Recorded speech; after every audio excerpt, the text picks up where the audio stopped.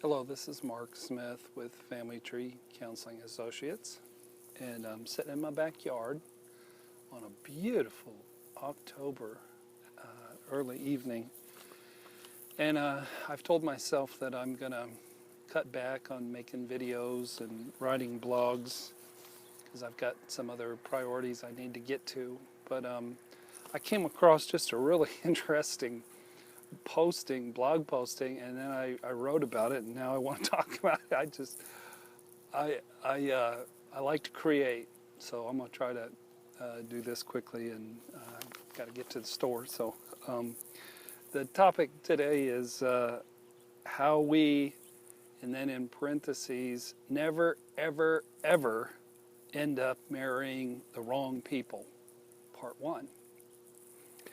I have a really wonderful client who is from the Bay Area in California, and she often struggles with concepts about the meaning of love and how in the world people can make lifelong marital commitments, and why do you pick who you pick.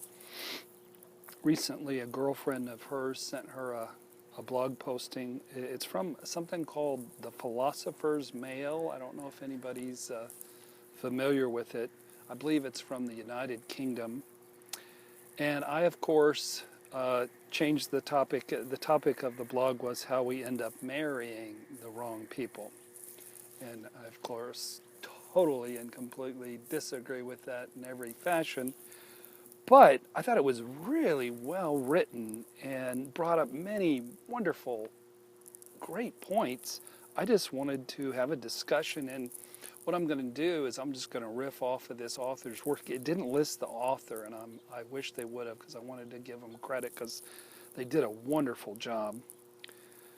So I think it'll make a great discussion in the video. So here we go. This is them. Anyone we could marry would, of course, be a little wrong for us. It is wise to be appropriately pessimistic here. Perfection is not in the cards. Unhappiness is a constant. Okay, already that sounds like me. Did I write? I didn't write it. So I believe that's, of course, absolutely true. Unhappiness in love is a constant. Love is designed to tear down our defenses and to make us hurt, to make us bleed, and to give us an opportunity to really do some deep and effective work on ourselves.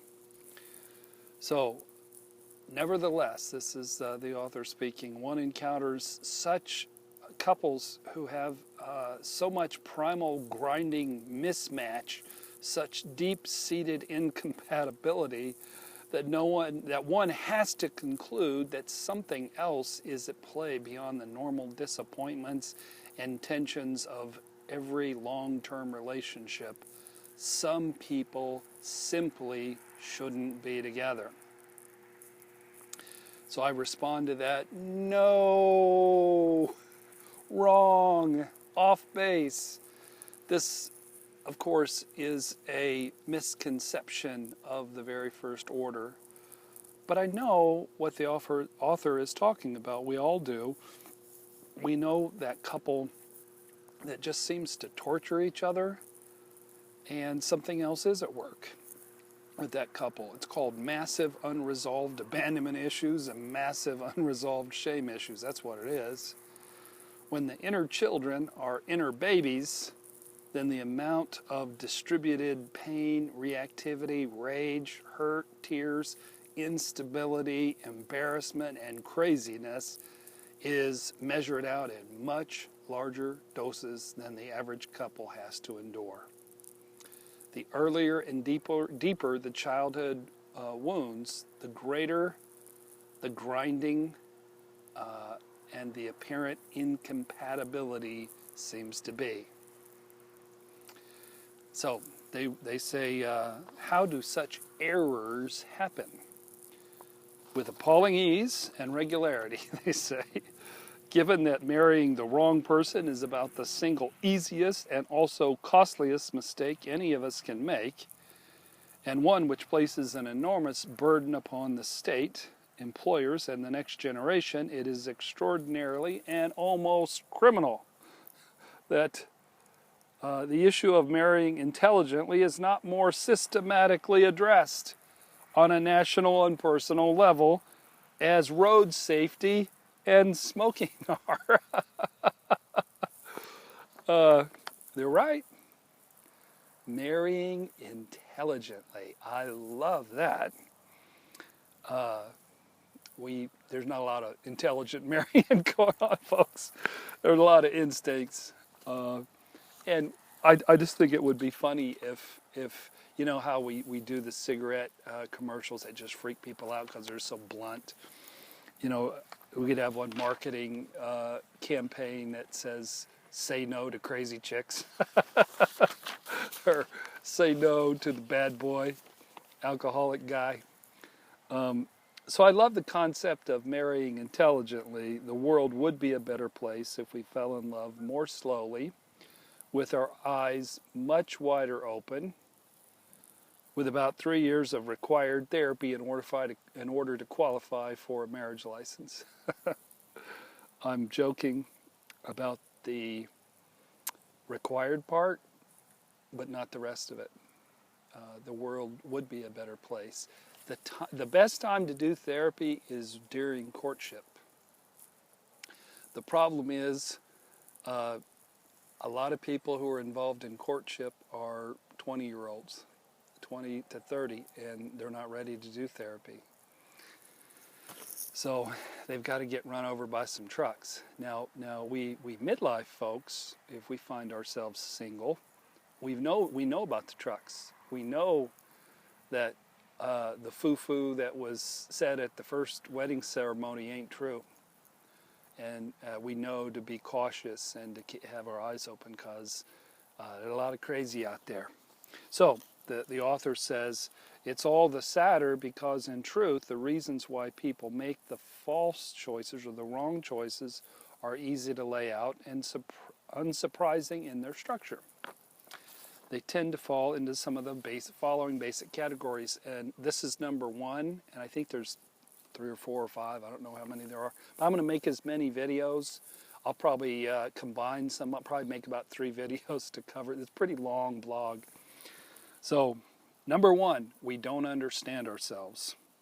When first looking out for a partner, the requirements we come up with are colored by a beautiful non-specific sentiment, vagueness, that we just want to find somebody who's kind, or fun to be with, or attractive, or up for adventure. It isn't that such desires are wrong, it's just that they're not remotely precise enough in their understanding of what we, in particular, are going to require in order to stand a chance of being happy. I'm losing my light here. I gotta talk fast.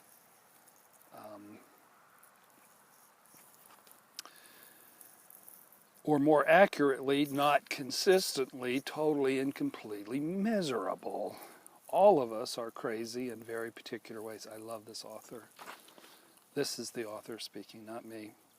We're distinctively neurotic, unbalanced, and immature, but don't know quite the details because no one ever encourages us too hard to find them out about ourselves. Yay!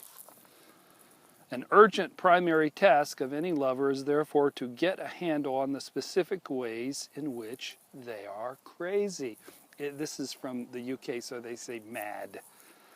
They have to get up to speed on their individual neuroses. They have to grasp where these people have come from. God, this sounds like me. What they make them do, and most importantly, what sort of people either provoke or assuage them. A good partnership is not so much one between two healthy people. There aren't many. Oh, I thought he or she said aren't any. She says they aren't many on this planet. I would say there aren't any. It's one between two demented people who have either the skill or the luck to find a non-threatening conscious accommodation between their relative insanities. it sort of it really feels like I wrote this post. It sounds so much like me. It feels like I'm trying to prove the opposite position of what I believe. So yes, we're all crazy, we're all demented, we're all neurotic, we're all unbalanced. And there aren't many emotionally healthy people on this planet, but there's no luck involved in finding that non-threatening conscious combination between two insanities. It's all skill, folks. And I'm not sharing this because I have the skill. I don't really have that much. The skills I have, I've gained in therapy and recovery. And they're gained slowly and painstakingly. Skills like listening non-reactively. That's the number one skill. Not thinking like a victim, probably number two. Embracing one's marital pain and vulnerably sharing one's feelings. While gaining such skills is a monumental task for every couple, some of us, including me and my gal Betsy, have just a lot more work to do than others because some people are just, their childhood was more reactive and, like I said, they're inner babies instead of inner children. And I have a lot of couples like this that come in and they've tried all sorts of therapy and they're just miserable and they're just erratic and unstable and they need answers. And the answers lie in, you married the right person, but it's going to be a hard sledding process for you, my friends. And I can point you in the right direction, I can give you some tools, and I can help you figure it out, but it's still going to be painful. The very idea, this is the author, that we might not be too difficult as people should set off alarm bells in any particular prospective partner. The question is just where the problems will lie. In other words, don't present to people that you ain't crazy, because you crazy as the rest of us. The only problem is, where are the problems? Perhaps we have a latent tendency to get furious when somebody disagrees with us. Sounds like my girlfriend. Nobody tell her I said that. And or we can only relax when we are working. That sounds like me. Or we're a bit tricky around intimacy after sex, or we've never been good at explaining what's going on or what we're worried about. It's these sort of issues over decades that create catastrophes, and that we therefore need to know about way ahead of time in order to look out for people who are optimally designed to withstand them. A standard question on any early dinner date should simply be, and how are you mad? I love that. Imagine a first line, so tell me, in exactly what way are you crazy? Would probably be a pretty good line, I would think, especially if the person answered honestly. So that's sort of the point of dating, to figure out how the other person is crazy and to see if there's a match. What I'm saying is, if our crazy matches their crazy, then nobody's going to be able to talk us out of falling in love with this person before it's too late to save them from the wedding chapel. That's what I'm saying. So the author says the problem is that knowledge of this is important. This is so good. The problem is that the knowledge of our own neuroses is not all that easy to come by. It can take years and situations that we have no experience with. Prior to marriage, we're rarely involved in dynamics that properly hold up a mirror to our disturbances. Whenever more casual relationships threaten to reveal a difficult side of our natures, we just blame them and ditch them. We call it a day. As for our friends, they predictably don't care enough about us to have any motive to probe too deeply into our real selves. They just want a nice evening out, hanging out with us. Therefore, we end up blind to the awkward sides and the dysfunctional sides of our natures. On our own, when we're furious, we don't shout, as there's no one there to listen, and therefore we overlook the true worrying strength of our capacity for rage.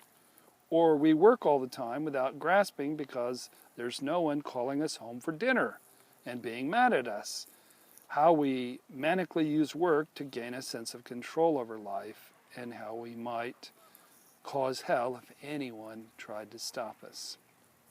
At night, all we're aware of is how sweet it would be to cuddle up with someone, but we have no opportunity to face the intimacy avoiding side of us that would start to make us cold and strange if ever it felt we were too deeply committed to somebody. I'm preaching to myself here. I love this writer. I wish they'd have given he or her credit. If anybody finds out who the writer is, let me know. So exactly, the author just made my point for me about the nature of marriage. Mother Nature designed marriage to trap us and to either use Chinese water torture slowly or explosions quickly to force us to learn a thing or two about ourselves. And that's why we pick who we pick.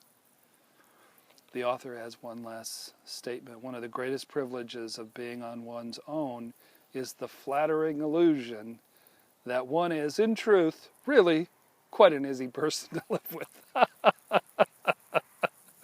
All the people who live alone believe that, but it ain't true. So it takes love and marriage to expose us as the supremely flawed and broken and crazy and very difficult people to live with that we really are. All of us. And that's not shame. That's just humanity, folks. So tune in. I've got some more videos and some more blogs on this topic here, because it's excellent material. That I just think the writer just has a way of saying things, even though they're completely wrong in what they're saying. They've grappled. This author has grappled with the issues, and they understand everything except the big picture. So listen, if you have not joined our YouTube channel, do that. Subscribe to us, Family Tree Counseling, on YouTube, and visit our website. These troubling abandonment issues and shame issues, I've got books on our website that you can download, and they'll help you a lot. They really will. By the way, I was told by several people, if there's any Breaking Bad fans out there, the actor who plays Mike, Jonathan, and I always forget his last name, starts with a B. But he, everybody's telling me I look like him, so might be true.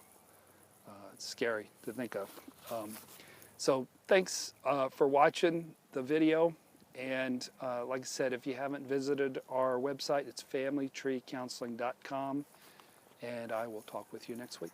Take care.